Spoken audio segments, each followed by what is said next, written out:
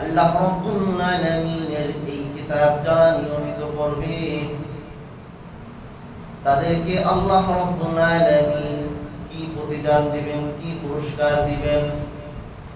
সূরাতুল ফাতিরের 29 নম্বর আয়াতের মধ্যে আল্লাহ রাব্বুল আলামিন বলেন, ইন্নাল্লাযীনা ইয়াতলুনা কিতাবাল্লাহ, যারা আল্লাহর কিতাব তিলাওয়াত করবে, ওয়া আকামুস সালাতা, এবং নামাজ কায়েম করবে, ওয়া আনফাকু মিম্মা রাযাকনাহুম সিররান ওয়া আলানিয়াতান, এবং আমার দেওয়া রিজিক থেকে তারা প্রকাশ্যে এবং গোপনে খরচ করবে, ইয়ারজুনা তিজারাতান লান তাবুর, তারা এমন এক ব্যবসার আশা করবে যাতে কোনো লোকসান নাই, যাতে কোনো ক্ষতি নেই। সুবহানাল্লাহ। এরপরে আল্লাহ রাব্বুল আলামিন এর পরের আয়াতে বলেন, সূরাতুল ফাতিরের 30 নম্বর আয়াতের মধ্যে বলেন, যারা কোরআনুল কারীম তেলাওয়াত করবে তাদেরকে কেমন পুরস্কারে পুরস্কৃত আল্লাহ রাব্বুল আলামিন করবেন, লিওয়াফিয়াহুম উজুরাহুম ওয়া ইয়াসিদাহুম মিন ফাদলি, আল্লাহ রাব্বুল আলামিন তাদেরকে পরিপূর্ণ পুরস্কারে পুরস্কৃত করবেন, ওয়া ইয়াসিদাহুম মিন ফাদলি, এবং আল্লাহ রাব্বুল আলামিন তার অনুগ্রহ থেকে তাদেরকে বাড়িয়ে দিবেন। ইন্নাহু গফুরুন শাকুর, নিশ্চয়ই তিনি ক্ষমাশীল এবং শাকুরুন। আল্লাহ রাব্বুল আলামিন তিনি ক্ষমাশীল এবং তার শুকরিয়া আমাদের আদায় করতে হবে। কথা বলেন ঠিক কিনা? এটা হলো কোরআনুল কারীমের 1 নাম্বার।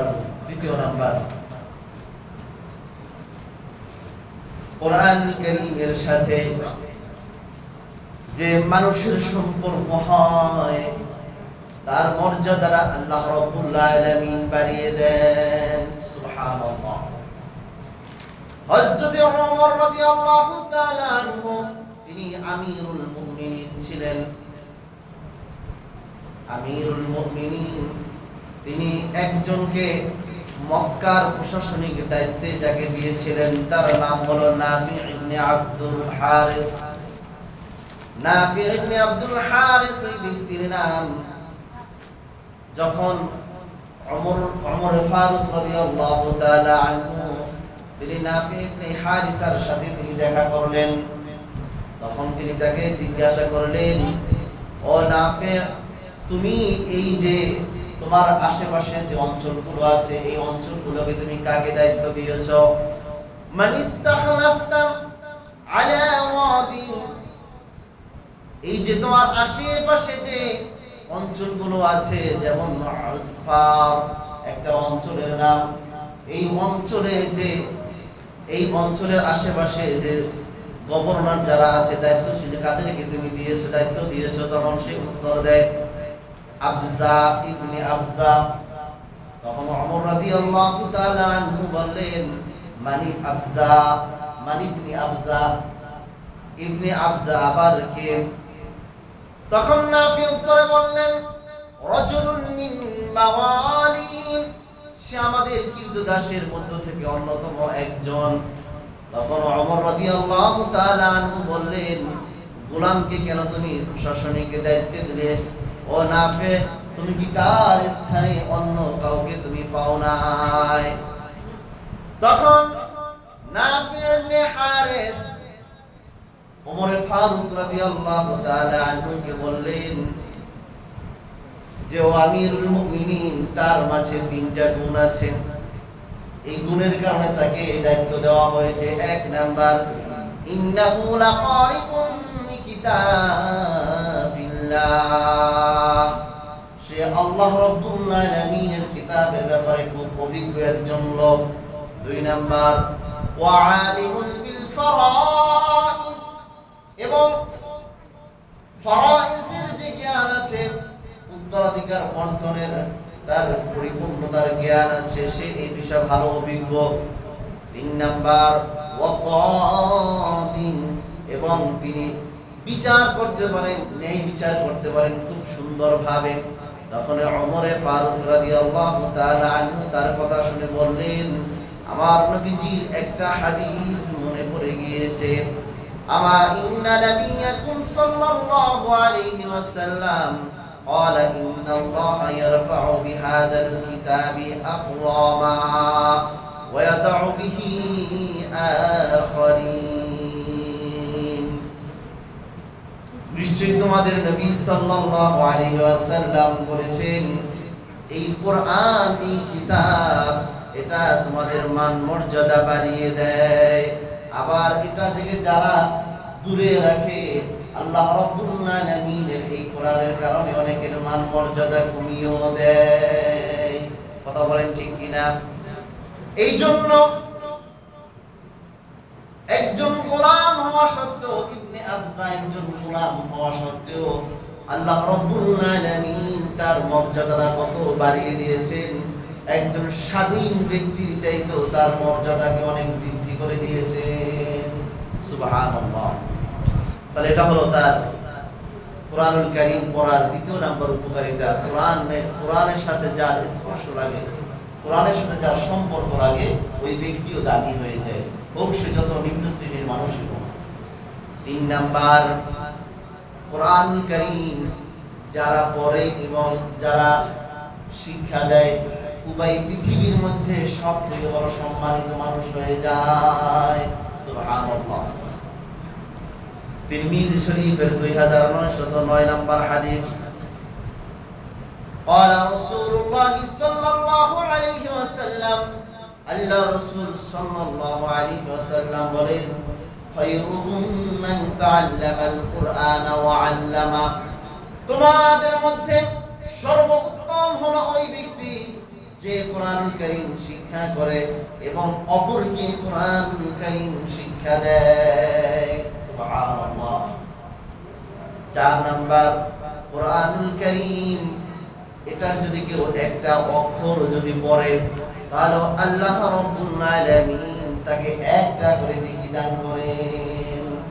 কোরআনুল কারীমের একটা অক্ষরও অযথা নয়, যেটা আপনি পড়বেন, যতটুকু পড়বেন, প্রতিটি অক্ষরের বিনিময়ে আপনি একটি করে নেক আপনি লাভ করবেন। সুবহানাল্লাহ। তিরমিজি শরীফের 2910 নম্বর হাদিস, قال رسول الله صلى الله عليه وسلم, আল্লাহ রাসূল সাল্লাল্লাহু আলাইহি ওয়াসাল্লাম বলেন, মান ক্বারা হারফান মিন কিতাবিল্লাহ, যে ব্যক্তি কোরআনুল কারীমের একটা অক্ষর পড়বে, ফালাহু বিহি হাসানাতুন ওয়াল হাসানাতু বিআশরি আমসালিহা, আল্লাহ রাব্বুল আলামিন তাকে একটা নেক দান করবেন, আর একটা নেক 10টা নেকির সমান। সুবহানাল্লাহ। নবীজি বলেন, লা আকুলু আলিফ লাম মিম হারফুন, আমি এই কথা বলবো না আলিফ লাম মিম তিনটা মিলে একটা হরফ, এটা আমি বলবো না, বরং আলিফ হারফুন, আলিফ একটা হরফ, লাম হারফুন, লাম একটা হরফ, মিম হারফুন, মিম একটা হরফ। তাহলে যদি একটা অক্ষর পড়লে 10 নেকি পাওয়া যায়, তাহলে 3টা অক্ষর পড়লে আপনার 30 নেকি পাওয়া যাবে। সুবহানাল্লাহ। তাহলে আপনি বুঝে পড়েন আর না বুঝে পড়েন, নেকি আছে কিনা জোরে বলেন। আলিফ লাম মিম এর কি অর্থ কেউ জানে? কেউ জানে না এটা, কিন্তু এরপরও আল্লাহ রাব্বুল আলামিন 30টা নেকি তার আমলনামায় লিখে দেন। যারা বলে যে কোরআন বুঝে পড়লে লাভ নেই, তাদের কথা কি শুদ্ধ না অশুদ্ধ? হ্যাঁ, অশুদ্ধ। কথা বলে ঠিক কিনা? এই কথা সঠিক নয়। কোরআনুল কারীম আপনি পড়বেন, কোরআনুল কারীম তিলাওয়াতের জন্য, বুঝতে পারলে আলহামদুলিল্লাহ এটা ভালো, কিন্তু না বুঝে পড়লেও নেকি আছে, যেটা এই হাদিস তার দলিল। এরপরে 5 নাম্বার, যে কোরআন পড়ে সে ওই ব্যক্তি তখন এমন হয়ে যায়, সে ইমানদার, সব ইমানদার ওয়ালা, যে কোরআন পড়ে সে কোরআনের স্বাদ পায়। এবং এই কোরআন যারা পড়বে তাদের দৃষ্টান্তের কথা আল্লাহ রাব্বুল আলামিন বলেছেন, যে যারা কোরআন পড়ে প্রত্যেকটা জিনিসের দুনিয়ার মধ্যে যেমন সুগন্ধি আছে, কুরআনুল কারীম যারা পড়ে তাদের একটা সুবিধান আছে। সুবহানাল্লাহ। বুখারী শরীফের 5727 নম্বর হাদিস, হাদিসের মধ্যে এসেছে قال رسول الله صلى الله عليه وسلم আল্লাহ রাসূল সাল্লাল্লাহু আলাইহি ওয়াসাল্লাম বলেন মাসালুল মুমিনিল্লাযী ইয়াকরাউল কুরআন, মুমিনদের দৃষ্টান্ত হলো ওই সমস্ত মুমিনদের দৃষ্টান্ত যারা কোরআনুল কারীম নিয়মিত পড়ে, মিসলাল্লা উতরাক, যা তাদের দৃষ্টান্ত হলো কমলা লেবুর মতো, এটা কিছুটা মালটার মতো, যার ঘ্রাণও আছে এবং স্বাদও আছে, যার ঘ্রাণ আছে এবং স্বাদ আছে। সৌদি আরবে এটা পাওয়া যায়। ওয়া মাসালুল মুমিনিল্লাযী লা ইয়াকরাউল কুরআন, আর ওই মুমিনের দৃষ্টান্ত যে কোরআনুল কারীম তেলাওয়াত করে না, কামাসালিত তামরা, খেজুরের মতো, লা রিহা লাহা, যার কোনো ঘ্রাণ নাই, ওয়া তা'মুহা তাইয়িবুন, কিন্তু তার সুন্দর স্বাদ আছে। কথা বলেন ঠিক কিনা? যার ঘ্রাণ নাই কিন্তু স্বাদ আছে, যে মুমিন কোরআন পড়ে না তার দৃষ্টান্ত হলো খেজুরের মতো। ওয়া মাসালুল মুনাফিকিল্লাযী ইয়াকরাউল কুরআন, আর ওই মুনাফিকের দৃষ্টান্ত যে কোরআনুল কারীম পড়ে, কামাসালি রাইহান, রাইহান একটা ফলের নাম, অর্থাৎ গোলাপ ফুলের মতো। ওই মুনাফিক যে কোরআনুল কারীম পড়ে সে হলো গোলাপ ফুলের মতো। ওয়া তা'মুহু মুদরুন, তার ঘ্রাণ আছে কিন্তু তার স্বাদ হলো তিতা। গোলাপ ফুলের স্বাদ কি? তিতা। ওয়া মাসালুল মুনাফিকি লা ইয়াকরাউল কুরআনা, আর ওই মুনাফিকের দৃষ্টান্ত যে কোরআনুল কারীম পড়ে না, কামাসালিল হানজালা, তার দৃষ্টান্ত হলো হানজালা ফলের মতো, যার কোনো স্বাদও নাই, কোনো ঘ্রাণও নাই। তাহলে যারা কোরআন পড়ে, ওই কোরআনুল কারীম যারা পড়ে, কোরআন পড়ার স্বাদও পাওয়া যায়, ঘ্রাণও পাওয়া যায়। সুবহানাল্লাহ। তাহলে কোরআন মানুষকে কিভাবে দামি বানিয়ে দেয়। এরপরে 6 নাম্বার, রাতের বেলায় কোরআন পড়া। রাতের বেলায় যারা কোরআন পড়ে, কোন মানুষ তাদের কোরআন তেলাওয়াত না শুনলেও আসমানের ফেরেশতারা তাদের কোরআন তেলাওয়াত শুনে। জোরে বলুন সুবহানাল্লাহ। মুসলিম শরীফের হাদিস 796 নম্বর হাদিস, عن أسيد بن حزيمة رضي الله عنه قال, উসাইদ ইবনে হুযাইমা রাদিয়াল্লাহু তাআলা আনহু থেকে বর্ণিত, তিনি বলেন, একবার আমি কোরআনুল কারীম রাতের বেলায় তেলাওয়াত করতেছিলাম, আর আমার ঘোড়ার আস্তবলে পাশে আমার ছোট সন্তান শুয়েছিল। আমি কোরআনুল কারীম পড়তেছিলাম, আমার সন্তানের নাম হলো ইয়াহইয়া। আমি যখন কোরআনুল কারীম তেলাওয়াত করি, দেখি ঘোড়াটা তখন লাফাতে শুরু করে, আর ওটার পাশে আমার সন্তান ইয়াহইয়া শুয়েছিল। আমি তেলাওয়াত বন্ধ করে দেই, না জানি আমার সন্তানের কোনো ক্ষতি হয়ে যায়। ঘোড়ার লাফালাফি বন্ধ হয়ে যায়। আবার তেলাওয়াত আরম্ভ করি, আবার ঘোড়াটা লাফালাফি আরম্ভ করে দেয়। আমি আবার আমার সন্তানের মৃত্যু নাশের আশঙ্কা করে আমি তেলাওয়াত বন্ধ করে দেই। দ্বিতীয় নাম্বার, আবার যখন আমি তেলাওয়াত আরম্ভ করি, তেলাওয়াত করতে থাকি, দেখি ঘোড়াটা আবার লাফালাফি আরম্ভ করে দেয়। দেখি আমি এবার বাহিরে বের হলাম, বাহিরে বের হয়ে দেখি মেঘমালার মধ্যে ছোট ছোট আলোগুলো জ্বলতেছে, দুনিয়ার নিকটবর্তী হয়ে গিয়েছে। সুবহানাল্লাহ। এবার নবীজি সাল্লাল্লাহু আলাইহি ওয়াসাল্লামকে এই ঘটনাটা শোনালেন, ইয়া রাসূলুল্লাহ, ইয়া হাবিবাল্লাহ, আমি তো দেখলাম এভাবে কোরআনুল কারীম পড়তেছিলাম, আর আমার ঘোড়াটা লাফালাফি করা আরম্ভ করে দিয়েছে। যখন আমি বের হলাম, এরপর আমি দেখতে পাই উপরে ছোট ছোট তারকা, আমি দেখতে পাই ছোট ছোট আলো দেখতে পাই। তখন আল্লাহর নবী বলেন, ও সাহাবী শোনো, তুমি এই যে ছোট ছোট আলোগুলো দেখেছো, এগুলো হলো আমার রহমতের ফেরেশতা। সুবহানাল্লাহ। এগুলো আল্লাহর রহমতের ফেরেশতা, তোমার কোরআন শোনার জন্য তারা দুনিয়ার নিকটবর্তী তারা হাজির হয়েছিল। সুবহানাল্লাহ। এই জন্য রাতের বেলায় কোরআন পড়লে কারা শুনে? জোরে বলেন। আল্লাহর রহমতের ফেরেশতারা শুনে। এই জন্য রাতের বেলা কোরআন পড়বেন। এরপরে 7 নাম্বার, কোরআনের মর্যাদা এত বেশি, যেমন উহুদের যুদ্ধে প্রায় 70 জন কোরআনের হাফেজ সাহাবী তারা শাহাদাত বরণ করলেন। তখন মুসলমানদের অনেক অভাব অনটন ছিল, এমন অবস্থা ছিল যে প্রত্যেককে কাফনের কাফন দেওয়ার মতো এরকমের ব্যবস্থা ছিল না। তখন নবীজি সাল্লাল্লাহু আলাইহি ওয়াসাল্লাম ওই সংকটময় মুহূর্তে কি করলেন? বুখারী শরীফের 1343 নম্বর হাদিস, এই হাদিসের মধ্যে এসেছে, قال النبي صلى الله عليه وسلم يجمع بين الرجلين। নবীজি সাল্লাল্লাহু আলাইহি ওয়াসাল্লাম প্রত্যেক দুই ব্যক্তিকে একত্রিত করলেন।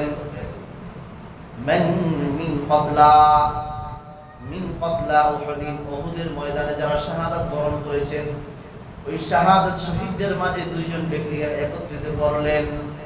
ফাইদা উশিরা ইলা আহাদিহিমা কদামাহু ফিল লাহদি ইয়াজমাউ বাইনা আর-রাজুলাইনি আকসার ওয়া আফদাল মিনাল কুরআন। দুইজন লোকের মাঝে আল্লাহ নবী অগ্রাধিকার দিলেন, যারা কোরআন বেশি পারে, কোরআনের দিক থেকে যাদের ইলম বেশি আছে তাদের দিকে আল্লাহ নবী অগ্রাধিকার দিলেন। ফাইদা উশিরা ইলা আহাদিহিমা কদামাহু ফিল লাহদি, এবং কবরে রাখার ক্ষেত্রেও যারা কোরআন কারীম বেশি জানে, বেশি পারে, যাদের কোরআন ইলম যাদের মধ্যে বেশি আছে তাদেরকে অগ্রাধিকার বেশি দিলেন।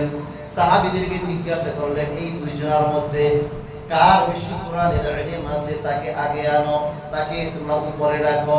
কার বেশি কোরআনের হিফজ বেশি আছে তাকে তোমরা বেশি অগ্রাধিকার দাও। আল্লাহর নবী এভাবে হাত দিয়ে ইশারা করলেন কার ভিতরে কোরআনের ইলম বেশি আছে। সুবহানাল্লাহ। তাহলে আল্লাহর কোরআন মানুষের মর্যাদা বাড়িয়ে দেয়। এরপরে কোরআন যারা পড়ে আল্লাহ রাব্বুল আলামিন তাদেরকে তার পরিবারভুক্ত করে নেন। সুবহানাল্লাহ। ইবনে মাজাহ 215 নম্বর হাদিস,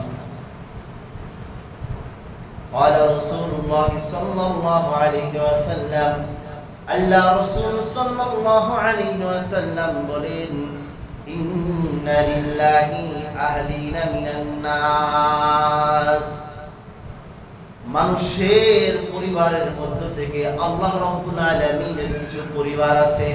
তারা কারা? মান হুম ইয়া রাসূলুল্লাহ। সাহাবায়ে কেরাম জিজ্ঞাসা করলেন, মান হুম ইয়া রাসূলুল্লাহ, ইয়া রাসূলুল্লাহ আল্লাহ তাআলার পরিবার আবার কারা? নবীজি সাল্লাল্লাহু আলাইহি ওয়াসাল্লাম তখন বললেন, হুম আহলুল কুরআন আহলুল্লাহি ওয়া খাসাতুহুম, তারা হলো আহলুল কুরআন, তারা হলো কোরআনের হাফেজ। কারা? জোরে বলেন। কোরআনের হাফেজ তারা হলো আল্লাহর পরিবার, তারা হলো বিশেষ বান্দা, আল্লাহ রাব্বুল আলামিনের বিশেষ বান্দা। তাহলে দুনিয়ার জমিনের মধ্যে যারা কোরআনের হাফেজ তারা কি? দুনিয়ার মধ্যে আল্লাহর বিশেষ বান্দা, আল্লাহর বিশেষ মেহমান, তারা আল্লাহর বিশেষ পরিবারেরা। জোরে বলেন সুবহানাল্লাহ। এজন্য কোরআন ওয়ালাকে, কোরআনের হাফেজদেরকে সম্মান করা। কোরআন ওয়ালাকে যদি কেউ সম্মান করে আল্লাহ রাব্বুল আলামিন বলেন সে যেন আমাকেই সম্মান করলো। সুবহানাল্লাহ।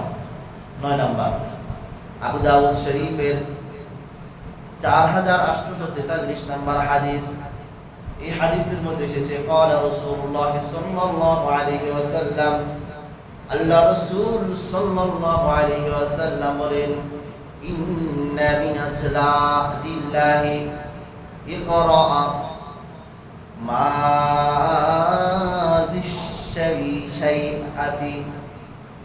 দিশ-শাইআতিল মুসলিমি ওয়া হামিলিল কুরআন ওয়া ইকরামিস সুলতানিল মুকসিদ। إن من أجلال الله إكرام ذي الشيئة المسلم আল্লাহ রাসূল সাল্লাল্লাহু আলাইহি ওয়াসাল্লাম বলেন, যে ব্যক্তি সাদা দাড়িওয়ালা মানুষকে যে ব্যক্তি সম্মান করলো, সে যেন আল্লাহ রাব্বুল আলামিনকে সম্মান করলো। সুবহানাল্লাহ। ওয়া হামিলিল কুরআন, দ্বিতীয় নাম্বার, যে কোরআন ধারণ করেছে, ওই কোরআন ধারণ করনেওয়ালাকে যে সম্মান করলো, অর্থাৎ কোরআনের হাফেজকে যে সম্মান করলো, সে যেন আল্লাহ রাব্বুল আলামিনকে সম্মান করলো। সুবহানাল্লাহ। ওয়া ইকরামাতিস সুলতানিল মুকসিদ, এবং যে ন্যায়পরায়ণ শাসক আমিরুল মুমিনিন, ন্যায়পরায়ণ শাসককে যে সম্মান করলো, সে যেন আল্লাহ রাব্বুল আলামিনকে সম্মান করলো। সুবহানাল্লাহ। তাহলে কোরআন ওয়ালাকে সম্মান করা আল্লাহ রাব্বুল আলামিনকে সম্মান করার শামিল। সুবহানাল্লাহ। 10 নাম্বার, এক মহিলা আল্লাহর নবী সাল্লাল্লাহু আলাইহি ওয়াসাল্লামের কাছে এসে তিনি বললেন, ইয়া রাসূলুল্লাহ, ইয়া হাবিবাল্লাহ, আমি আমার নিজেকে আপনার জন্য দান করে দিলাম, আপনি যা ইচ্ছা তাই করতে পারেন। তখন আল্লাহর নবী তার মাথাটা নিচের দিকে রাখলেন। ওই অবস্থায় একজন সাহাবী দাঁড়িয়ে সাহাবী বললেন, এটা কাল্পনিক কোনো ঘটনা নয়, বুখারী শরীফের 5030 নম্বর হাদিস, এই হাদিস এসেছে। ওই সাহাবী দাঁড়িয়ে বললেন, ইল্লাম ইয়াকুন লাকা হাজাতুন, ইল্লাম ইয়াকুন লাকা হাজাতুন, ইয়া রাসূলুল্লাহ, ইয়া হাবিবাল্লাহ, যদি আপনার কোনো প্রয়োজন যদি মহিলা না হয়, যাওবিজনিহা, তাহলে আপনি আমার সাথে তাকে বিবাহ করিয়ে দেন। সুবহানাল্লাহ। যখন এই কথা বললেন, তখন নবীজি সাল্লাল্লাহু আলাইহি ওয়াসাল্লাম তাকে বললেন, মাযা ইনদাকা, তোমার কাছে কি আছে? ও সাহাবী, তোমার কাছে আছে কি, তুমি যে বিবাহ করতে চাও? তখন সে উত্তরে বলল, লা ইয়া রাসূলুল্লাহ, আমার কাছে কিছুই নেই। তখন নবীজি সাল্লাল্লাহু আলাইহি ওয়াসাল্লাম বলেন, ইযহাব ইলা আহলিকা ফানজুর হাল ইনদাকা শাইউন ওয়ালাউ খাতিমা মিন হাদিদ, যে যাও তুমি বাড়িতে যাও, বাড়িতে গিয়ে দেখো কোনো কিছু তুমি পাও কিনা, দেখো তোমার কাছে যদি কোনো কিছু থাকে তাহলে যাও নিয়ে আসো, যদি একটা লোহার আংটিও পাও তাহলেও চলবে, তাহলে সেটা নিয়ে আসো। সাহাবী বললেন, ইয়া রাসূলুল্লাহ, ইয়া হাবিবাল্লাহ, লোহার আংটিও নাই আমার কাছে, বাড়িতে তো কিছু নাই, এমনকি একটা লোহার আংটিও আমার কাছে নাই, এবং অন্য কোনো কিছুই আমার কাছে নাই। তখন আল্লাহর নবী সাল্লাল্লাহু আলাইহি ওয়াসাল্লাম বলেন, তাহলে কি আছে তোমার কাছে? বলেন, আমার কাছে আছে আমার এই যে পরনের কাপড়টা আছে, এটাই আমার কাছে আছে, এছাড়া আর কিছুই নেই, যে আমার লুঙ্গিটা যেটা আছে এটাই আছে। তার নবীজি সাল্লাল্লাহু আলাইহি ওয়াসাল্লাম বলেন, তাহলে তুমি বিবাহের দেনমোহর কিভাবে দিবা? তুমি যদি তোমার পরনের এই কাপড় থেকে অর্ধেক দাও, তাহলে তুমি তো সতর থাকতে পারবে না, তাহলে তুমি তোমার এই বিবাহের দেনমোহর তুমি কিভাবে দিবা? তুমি তো বিবাহ করতে পারবে না। তখন ওই সাহাবী মসজিদ থেকে উঠে তিনি চলে যাচ্ছেন। আল্লাহর নবী তাকে আবার ডাক দিলেন, হাল মাআকা মিনাল কুরআন, তোমার সাথে কি কোরআন আছে? তুমি কি কোরআন জানো? তখন সাহাবী বললেন, হ্যাঁ, আমি তো হাকাযা, আমি এই সূরা আমি পারি। আল্লাহর নবী সাল্লাল্লাহু আলাইহি ওয়াসাল্লাম বলেন, ঠিক আছে, তোমাকে বিবাহ করিয়ে দিলাম, এর বিনিময়ে দেনমোহর স্বরূপ তুমি তাকে কোরআন শিখিয়ে দিবা, তুমি যে সূরাগুলো পারো দেনমোহর স্বরূপ এগুলো তুমি তাকে শিখিয়ে দিলাম। সুবহানাল্লাহ। তাহলে দেনমোহর স্বরূপ, যদিও ওই সময়কালে এই মাসালা প্রযোজ্য ছিল, পরবর্তীতে এটা রদ করা হয়েছে, এখন এটা অর্থ করে দিয়ে দেনমোহর আদায় করতে হয়, তৎক্ষণাৎ জন্য এটা জায়েজ ছিল ওই সময়ের জন্য। তাহলে এই কোরআনুল কারীম ওই ব্যক্তির দাম্পত্য জীবনকে আল্লাহ রাব্বুল আলামিন সুখে পরিণত করলেন এই কোরআনুল কারীমের ওসিলায়। যদি বলেন সুবহানাল্লাহ। তাহলে এই কোরআন ওয়ালার সম্মান এটা কেমন হবে? 11 নম্বর, কোরআন ওয়ালার সম্মানটা আল্লাহ রাব্বুল আলামিন কি পরিমাণ দান করবেন, কেমন দান করবেন? আবু দাউদ শরীফের 1446 নম্বর হাদিস। এই হাদিসের মধ্যে আল্লাহ রাসূল সাল্লাল্লাহু আলাইহি ওয়াসাল্লাম বলেন, ক্বালা রাসূলুল্লাহ সাল্লাল্লাহু আলাইহি ওয়াসাল্লাম, আল্লাহ রাসূল সাল্লাল্লাহু আলাইহি ওয়াসাল্লাম বলেন, ইউকালু লিসাহিবিল কুরআন, কুরআন ওয়ালাকে বলা হবে ইকরা ওয়ারতাকি, তুমি পড়ো আর উঠো, পড়ো আর উঠো। কোরআনের হাফেজদেরকে হাসরের ময়দানে আল্লাহ রাব্বুল আলামিন বলবেন, ও আমার কোরআনের হাফেজরা, তোমরা পড়ো আর উঠো। ওয়ারাতিল কামা তুরাতিলু ফিদ দুনিয়া, তুমি তারতিলের সাথে পড়ো, ধীরস্থির ভাবে পড়ো, যেমনি ভাবে তুমি দুনিয়ার জমিনের মধ্যে পড়েছো। ফাইন্না মান সালাকা ইনদা আখিরি আয়াতিন তাকরাউহা, তোমার শেষ গন্তব্য হবে ওই জায়গায়, সর্বশেষ আয়াত যে জায়গা শেষ হবে ওই জায়গায় তোমার গন্তব্য হয়ে যাবে, সর্বশেষ গন্তব্য হয়ে যাবে।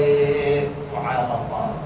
তাহলে কোরআনের হাফেজদেরকে আল্লাহ রাব্বুল আলামিন বলবেন, তুমি পড়ো, যেভাবে তুমি দুনিয়ার জমিনের মধ্যে তেলাওয়াত করতে, তোমার সর্বশেষ তুমি এক একটা আয়াত পড়বা আর এক এক তলা উপরে উঠবা, সর্বশেষ তোমার আয়াতটা যেখানে শেষ হবে ওই জায়গায় তোমার গন্তব্য স্থান হবে।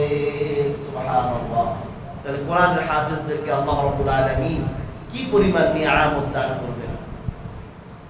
এরপরে 12 নাম্বার, হাশরের ময়দানে আল্লাহ রাব্বুল আলামিন কোরআনকে এই শক্তি দিবেন, কোরআন ওয়ালা বলবেন কোরআনের হাফেজদেরকে, আমাকে কি চিনো? মুসনাদে আহমদের 22,950 নাম্বার হাদিস, যে কোরআন বলবেন, হাল তাআরিফুনি, কোরআনের হাফেজকে বলবে, তুমি কি আমাকে চিনো? লা আরিফু, তখন বান্দা বলবে, না আমি তোমাকে চিনি না।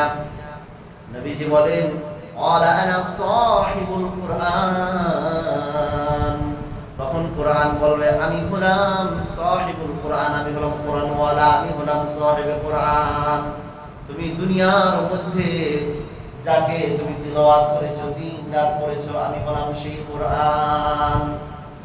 আনাল্লাযী আতমাতুকা ফিল হাওয়াজির, যে দিনের বেলায় তোমাকে আমি কত পিপাসার্ত রেখেছি, তোমাকে কত ক্ষুধার্ত রেখেছি। ওয়া আসবাহাতু লাইলাতাকা, এবং রাতের বেলায় তোমাকে আমি ঘুমাতে দেই নাই, আমি হলাম সেই কোরআন। ইউতাল মুলকা বিয়ামিনিহি, তখন আল্লাহ রাব্বুল আলামিন তার ডান হাতে জান্নাতের মালিকানা দান করবেন। সুবহানাল্লাহ। ওয়াল খুলদা বিশিমালিহি, এবং বাম হাতে আল্লাহ রাব্বুল আলামিন জান্নাতের মধ্যে যাতে সে স্থায়ীভাবে থাকতে পারে, চিরস্থায়ী থাকতে পারে, সেই মালিকানা দান করবেন। ওয়ায়ুদাউ আলা রাসিহি ওয়াকার, এবং আল্লাহ রাব্বুল আলামিন তার মাথার উপরে একটা সম্মানের মুকুট পরাবেন, এবং সম্মানের মুকুট পরাবেন, এত আলো হবে, এত আলো হবে যে ডান থেকে বাম পর্যন্ত সব আলোতে, অন্ধকার আলোতে পরিণত হয়ে যাবে। উত্তর থেকে দক্ষিণ, পশ্চিম থেকে পূর্ব, একদম পুরা আলোতে পরিপূর্ণ হয়ে যাবে, এমন মুকুট তার মাথায় পরিধান করাবেন। সুবহানাল্লাহ। এবার তার মা বাবাকে কি করবেন? আল্লাহ রাব্বুল আলামিন তার মা বাবাকে কেমন প্রতিদান দিবেন? কোরআনের হাফেজদের মা বাবাকে আল্লাহ রাব্বুল আলামিন 2 জোড়া পোশাক তার মা বাবাকে পরাবেন। যখন 2 জোড়া পোশাক তারা পরবে, তখন তারা বলবে, কি রে, এত পোশাক আল্লাহ রাব্বুল আলামিন আমাদেরকে দান করলেন, এত ইজ্জতের পোশাক কেন আল্লাহ রাব্বুল আলামিন আমাদেরকে দান করলেন? তখন আসমান থেকে ঘোষণা করা হবে, লিআখজি ওয়ালাদিকুমুল কুরআন, তোমাদের সন্তানরা কোরআন ধারণ করার কারণে আল্লাহ রাব্বুল আলামিন তোমাদেরকে এই পোশাক দান করলাম। শুধু এতটুকু নয়, অন্য বর্ণনায় আছে কোরআনের হাফেজদের মা বাবাকে আল্লাহ রাব্বুল আলামিন নূরের 2টা মুকুট পরাবেন, আর ওই মুকুটটা এত পরিমাণে আলো হবে, এত পরিমাণ ঝলমল ঝলমল করবে, পূর্ব থেকে পশ্চিম, উত্তর থেকে দক্ষিণ সব আলোকিত হয়ে যাবে। হাসরের ময়দানে মানুষরা একে অপরকে ইশারা করে বলবে, এই যে দেখো, এই যে এত সুন্দর দামি মুকুট পরে পরিধান করে, সে এত সুন্দর দামি মুকুট পরে পরে সে হেঁটে যাচ্ছে, এই লোকটাকে বলতে পারো। পরস্পর বলাবলি করবে, এরা হলো কোরআনের হাফেজদের মা বাবা। সুবহানাল্লাহ। তাহলে কোরআনের হাফেজ যারা হবে, এরা যেমন নিজেরাও যেমন সম্মানিত হবে, মা বাবা এবং পরিবারকেও তারা সম্মানিত করবে। সুবহানাল্লাহ। 13 নাম্বার, কোরআন ওয়ালার জন্য কিয়ামতের ময়দানে সুপারিশ করবে। কোরআনুল কারীম কোরআন ওয়ালাদের জন্য কিয়ামতের ময়দানে সুপারিশ করবে। সহিহ ইবনে হিব্বানের 124 নাম্বার হাদিস, এই হাদিসের মধ্যে এসেছে, قال رسول الله صلى الله عليه وسلم, আল্লাহ রাসূল সাল্লাল্লাহু আলাইহি ওয়াসাল্লাম বলেন, আল কুরআন শাফিউন, কুরআন সুপারিশ করবে, মুশাফফা, এবং কোরআনের সুপারিশ গ্রহণ করা হবে। মান জাআলাহু আমামাহু, যে সব সময় কোরআন অনুযায়ী আমল করেছে, কাতাহু ইলাল জান্নাহ, কোরআন তাকে টেনে টেনে জান্নাতে নিয়ে যাবে। সুবহানাল্লাহ। ওয়ামান জাআলাহু খালফা যাহরিহি, আর যারা কোরআনকে যারা পিছে ফেলে রেখেছে, কোরআন অনুযায়ী যারা আমল করে নাই, কাতাহু ইলান নার, কোরআন তাকে জাহান্নামে নিক্ষেপ করবে। এইজন্য কোরআনুল কারীম, আল কুরআন হুজ্জাতুন লাকা আও আলাইকা, কোরআন হয়তো আপনার পক্ষের দলিল হবে অথবা আপনার বিপক্ষের দলিল হবে।